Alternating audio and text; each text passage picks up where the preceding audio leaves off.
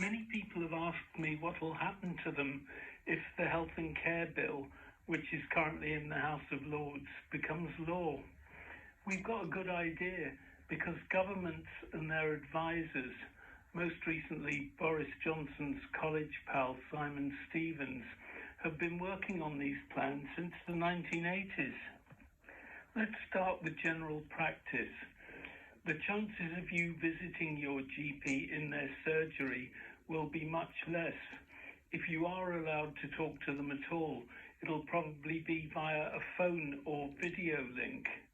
More likely, you'll be referred to a nurse who need not even be a qualified nurse, or a community pharmacist, or even an unqualified healthcare aide.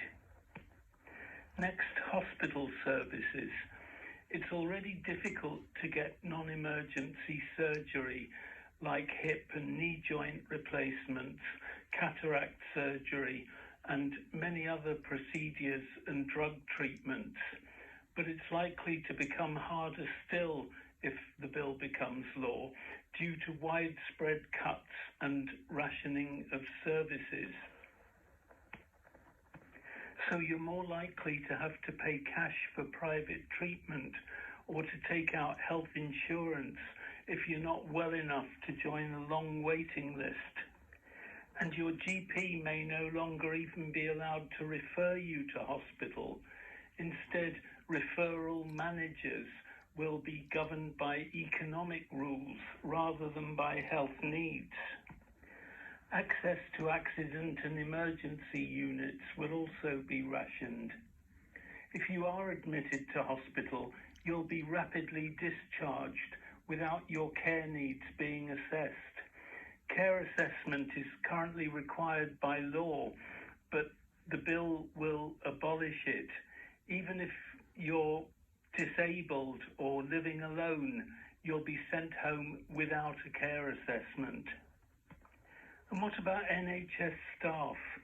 All health professions, even doctors and nurses, will be open to government deregulation, de-skilling, and so-called job flexibility, which means arbitrary changes of roles, regrading and relocation. More and more of us will be forced to accept our NHS care from the private companies who will increasingly be providing NHS general practice, community and hospital services.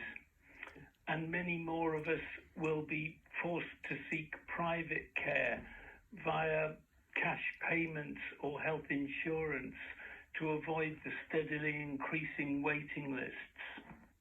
Cabinet Office papers and reports from right-wing think tanks and management consultants ever since the 1980s confirm that this has always been the intended outcome.